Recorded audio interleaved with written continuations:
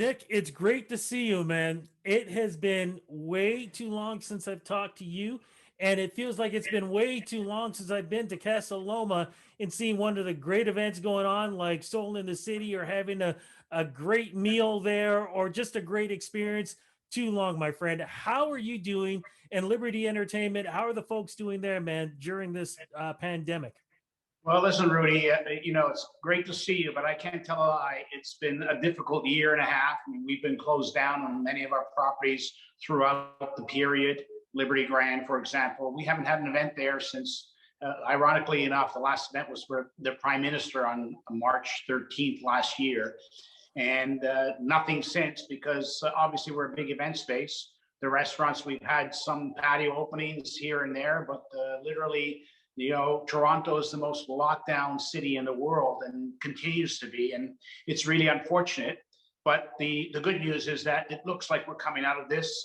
We've been able to open some patios. Today, they've announced some loosened restrictions on travel to Canada and quarantining and those kinds of things. So there seems to be a light at the end of the tunnel. We'll come through this stronger than ever and be able to get you back out there and come visit some of our events as soon as we're able to do so. That's amazing. It's great to hear. Look, I really want to talk about Casa Loma, but what are some of the patios that are opened up right now dealing with Liberty Entertainment that we get a chance to take part in? Well, the Chibo restaurants, so great Italian, casual Italian food patios are doing tremendously well for us. We're pretty well sold out every night of the week, which is really nice to see. And there's the King Street location, Yorkville, and then Yonge Street. Our newest patio and the Chango Arcane Restaurant Club was only open for a few months before we got into the pandemic. So we're really excited about reopening Chango. The food is incredible. It's a beautiful oasis in the downtown core of King Street in a beautifully appointed patio, and that's been going incredibly well. And the Casa Loma, we pivoted and reinvented what we do down there right now, and it's people are receiving it well, and people just want to be out. People want to get out with people and have a good time and put this thing behind us. The amazing part is because I literally at least 2 or 3 times a week drive by Casa Loma, even when it was closed down.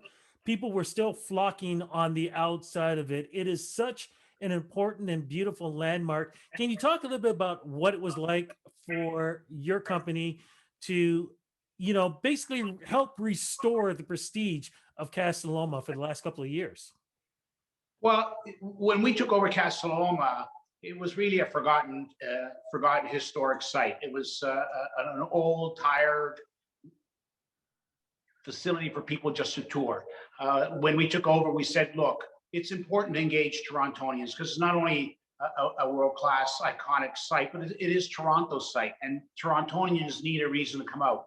And so with that, we started creating events for Torontonians, because if you come to the castle and come only for the historic tour and the architecture, well, once you've seen it during your school tour, or when a relative comes from out of town, you may not go back again.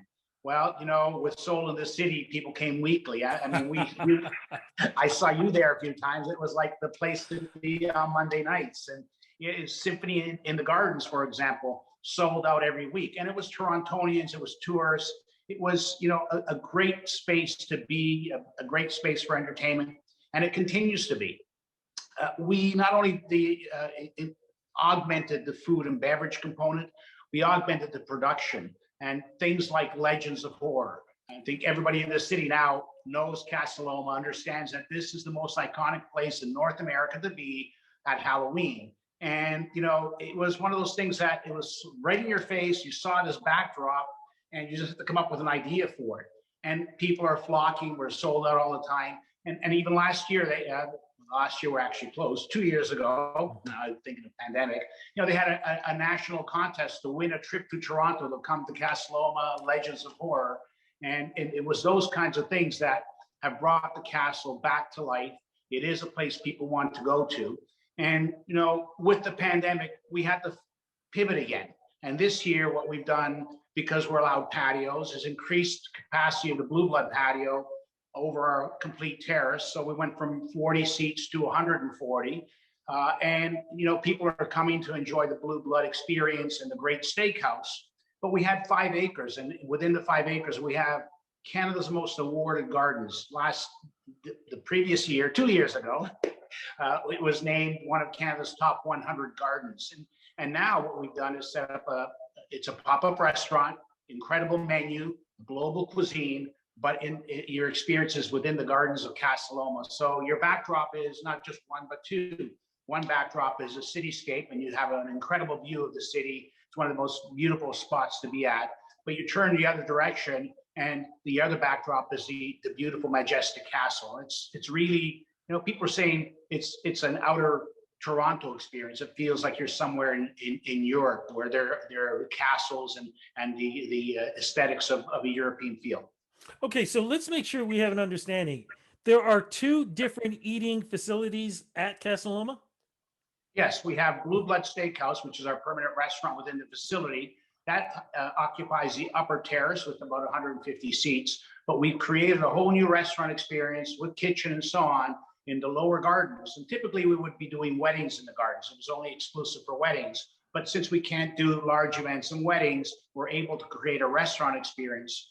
Look, my team has done an incredible job in creating such a beautiful menu in a very short period of time under difficult circumstances, because we don't have a full kitchen. It is a pop-up kitchen.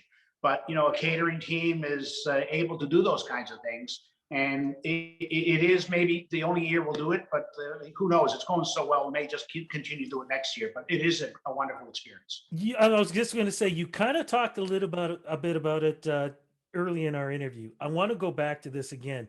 For folks who have never been to Casa Loma to have a great meal, what is the experience like when you get past those gates and you enter that outdoor area?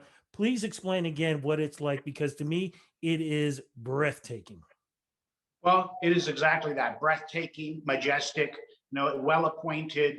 Our gardens, we have a garden team of 30 people on full time who manicure the gardens. So when you're walking through the beautiful florals, they change not only annually, they change by the season, by the quarter, by the period. We have tulips in spring, then we have roses in the summer, and things keep on evolving. So if you come once a month to the restaurant, it's a different experience just in terms of the colors of our gardens. But we also have the lower gardens with the beautiful glass pavilion.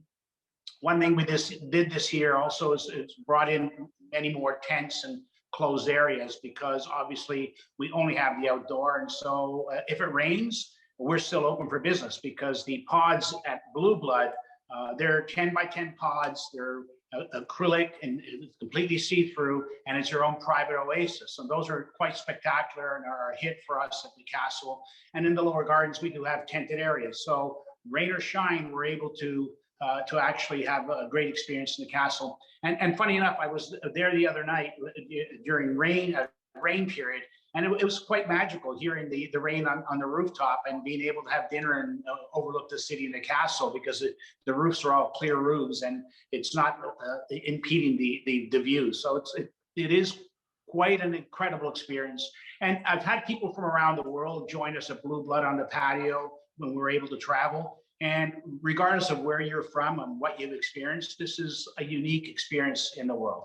You guys have celebrities there. You have dignitaries there. I'll say something. You guys have secret parties there too. You guys have everything that happens there. Like I said, it's an amazing place. But the thing I need to know is, because we mentioned this earlier, of course, we're still trying to figure things out with stage 1, stage 2, stage 3, and all this stuff. Is Soul in the City coming back, and all the other great entertainment that you guys have during the summer? Because that's a staple point. All of it, symphony, the comedy that you guys have too. It's all a staple point in the summer for Toronto. Well, listen, Rudy, the arts are near and dear to my heart. Sean Jones has been an incredible performer and created Soul in the City with us to an incredible success. The Symphony in the Gardens, well, we've created the Casa Loma Orchestra to support the Symphony in the Gardens. So we are just waiting for the ability to be able to do these. It's prohibited at this time, but as soon as we can, we want to make sure people get to experience the arts. We want to make sure we give an opportunity to artists to be able to have a place to play. And absolutely, music is part of the Casa Loma soul now. And you know what? We will continue that as soon as we can. I'm sure you'll see it on Instagram or any social media channels. We'll be making those announcements. Cannot wait for that. The other thing I want people to know about this too, I remember the last sort of reopening before things shut down again, when you guys were, getting things going. It was tough to get a reservation because everybody was booking immediately. Should we be booking early or as quickly as we can? Because if it was like the last time, I got a feeling the same thing's going to happen this time because everybody wants to be at Casa Loma. Well, absolutely. If you're looking to get a reservation, it'll be 2 weeks out at this point because we are pretty well sold out almost every night of the week, unless there's a cancellation. So if you want to get out there, book it early. Don't wait. We don't want you to be disappointed. It is an incredible experience. And one other thing, it's really important to many people. It's a very safe experience too, because we have the luxury of space at the castle. So we have 5 acres. Our patio can seat 1,000 people. We're only seating 200 to 300. So lots of social distancing. It's all outside. People can walk around the gardens and enjoy, walk around and take some pictures and so on. So it's a much different experience than sitting on a patio in a smaller restaurant. So it is a special occasion. Actually, one quick thing before we wrap this up too. Masks. Do we still have to wear masks coming in? I know you don't wear masks eating, but do we wear masks when we arrive? And hand sanitizer, how's that all working out? Oh, we have the hand sanitizers. We require people to wear masks as they're walking to their tables. You don't have to wear them at the table. And technically you don't have to wear them because you're outside. But, we have a heightened level of control in terms of the health measures that we want to make sure we're keeping our guests safe. That's paramount for us. So, we're not impeding your enjoyment. We're being safe. So we will do that. One thing before we wrap up, I do want to mention is we're doing something completely new this year. It's something called Imagine Dragons, and that will open up as soon as we're able to open up the castle itself. And again, in terms of thinking about why and what we're doing, we want to make sure that we have some family-oriented events for Torontonians who haven't been able to get out, haven't been able to do anything with their kids. There's nowhere to go. There's nothing to do. Well, we've created an incredible production. It's about a $500,000 production where we've brought dragons to life in the castle. So you do a tour of the outside gardens in our fairy gardens, which is illuminated spectacularly with lasers and so on. You get to walk through the tunnels to see the dragon exhibit and the knights, and then the finale is the actual dragon. It's a full animatronic dragon, over 30 feet tall, bigger than life, and it's awe-inspiring.